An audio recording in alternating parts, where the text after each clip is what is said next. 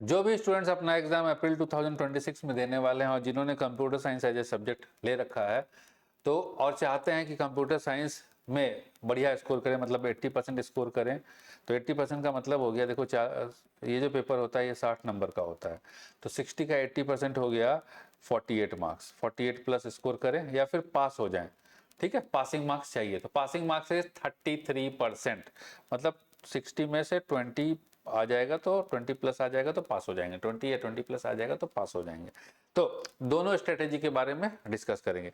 तो सबसे पहले आता है कि जिसको 80% चाहिए, तो जिसको 80% चाहिए तो उसका हम मान के चलते हैं कि उसका C++ के ऊपर कमांड तगड़ा है, SQL डाटाबेस के ऊपर कमांड तगड़ा है, डाटाबेस आता है, तो C++ आता है और डाटाबेस आता है, बाकी ये सब तो छोटी मोटी चीजें हैं फिर।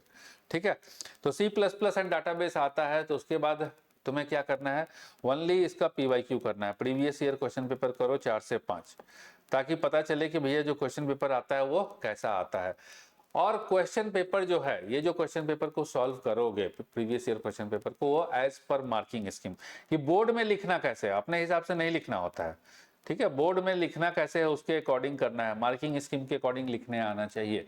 तो ये जो previous year question paper as पर मार्किंग स्कीम कहाँ मिलेगा, उसके बाद हम इसमें इसकी भी स्ट्रेटेजी डिस्कस करेंगे कि जो स्टूडेंट को केवल पास होना है, सब्जेक्ट ले लिया और अब लग रहा है कि भारी मिस्टेक हो गया लेकिन पास तो करना है ना, तो PHH स्ट्रेटेजी के ऊपर भी डिस्कस करेंगे। तो सबसे पहले प्रीवियस ईयर क्वेश्चन पेपर के ऊपर आते हैं कि कहाँ मिलेगा।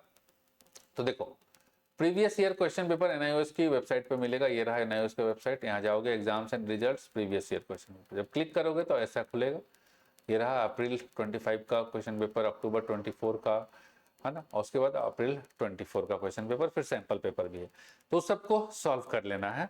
ठीक, लेकिन इस क्वेश्चन पेपर का सॉल्यूशन एज पर मार्किंग स्कीम कहाँ मिलेगा, तो देखो क्वेश्चन पेपर का सॉल्यूशन एज पर मार्किंग स्कीम आपको हमारे वेबसाइट के ऊपर मिलेगा, वेबसाइट का लिंक डिस्क्रिप्शन में है।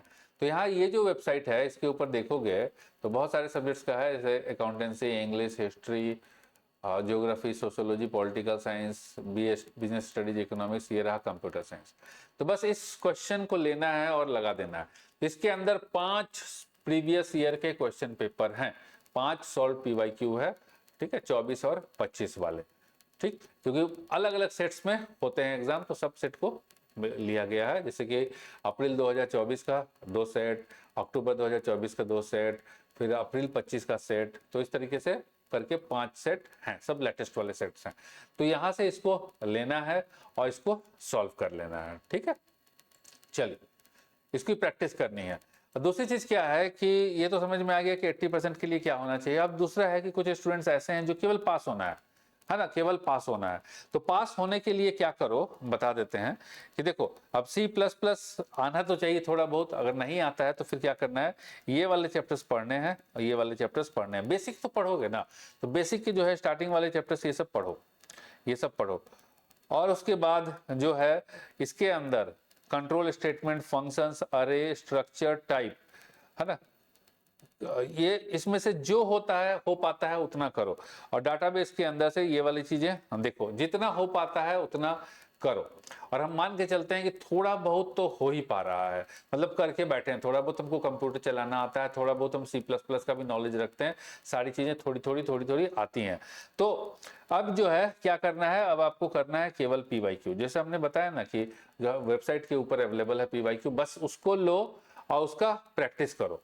तो सबसे पहले करोगे PYQ, है ना, सबसे पहले करोगे PYQ, तब जाके समझ में आएगा कि C++ में कोडिंग लिखते कैसे हैं और एग्जाम में उस कोडिंग को लिखते कैसे हैं। तो ये चीजें भी समझ में आनी चाहिए। पूरा अब समय नहीं है, अभी इतना समय नहीं बचा है कि हम पूरा का पूरा 18 चैप्टर को कंप्लीट करें। तो सबसे पहले करना है PYQ।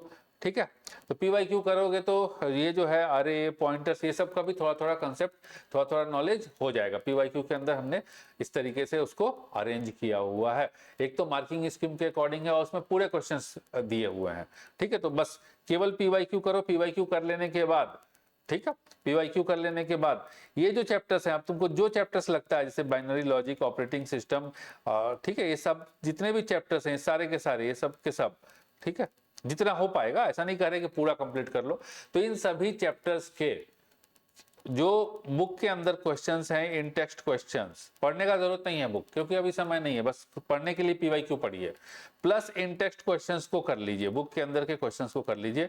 बस इतना कर लो तो आराम से 60 में 20 प्लस चाहिए ना पास होने के लिए, तो आराम से 60 में 30 प्लस आ जाएगा, इजी तरीके से आ जाएगा। और जो आपका मतलब 60 में 48 प्लस मतलब 80% प्लस लाना चाहता है, वो भी पीवाईक्यू करे, और उसका मान के चल रहे हैं कि उसका जो कोर कंसेप्ट है, कंसेप्ट क्लियर है, तो बस पीवाईक्यू लगाओ, तो 60 में वो भी आउट ऑफ 60 48 प्लस आराम से उसको आएगा।